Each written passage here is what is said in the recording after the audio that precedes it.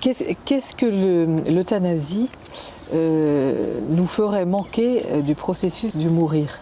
C'est Michel de Musan qui parle du travail du trépas.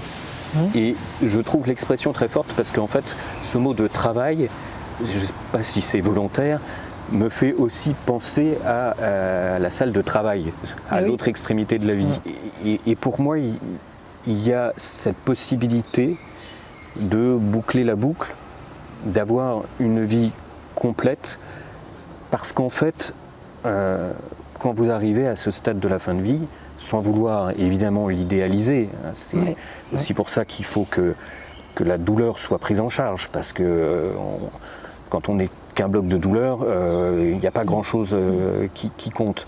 Mais quand on arrive quand on la prend en charge, eh bien ça, vous arrivez à un stade où vous êtes obligé de vous abandonner. Vous êtes obligé justement d'abandonner l'idée de maîtriser tout, de maîtriser votre vie, de maîtriser votre agenda. Vous êtes totalement dans la relation. Et donc, il s'est souvent réalisé des choses que vous n'arrivez pas à réaliser tant que vous êtes en maîtrise de vous-même. Donc des réconciliations, des transmissions. J'ai une infirmière qui me parlait d'une situation dans laquelle il y avait toute une famille qui faisait bloc pour demander l'euthanasie du père. Et l'euthanasie étant illégale, ça ne s'est pas fait. Et au-delà même de l'illégalité, ce n'était pas dans ses convictions.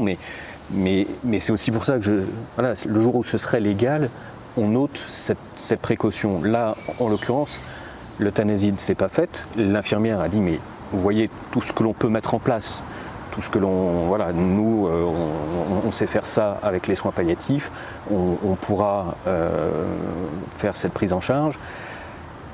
La femme de cette personne a dit, mais c'est ce qu'on veut. Mais en fait, ils étaient très revendicatifs aussi parce qu'ils avaient peur de ce qui allait se passer. Ils avaient peur que leurs proches ne soient pas bien traités. Et cette infirmière, plusieurs jours ou quelques semaines après, a rencontré par hasard sur le parking de l'hôpital le fils. C'était pas une famille très loquace, très volubile. Et le fils lui a dit écoutez, mon père parlait pas, mais il s'est passé quelque chose de l'ordre de la transmission à ce moment-là. Et en fait, on ne sait pas. Il y a des choses, ça ne se dit pas. C'est dans le regard, c'est dans un geste de la main. Ça peut être simplement, effectivement, un père qui tient la main d'un fils qui ne l'a jamais fait de sa vie.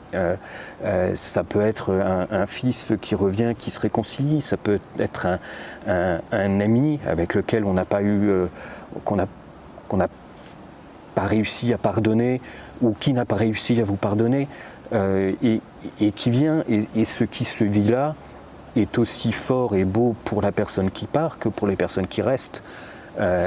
Et ça, les personnes qui restent, en fait, sont aussi quelque part parmi les grands méconnus de la fin de vie. On parle beaucoup de la personne et c'est légitime, mais les conditions dans lesquelles on vit ensuite le deuil sont loin d'être anodines.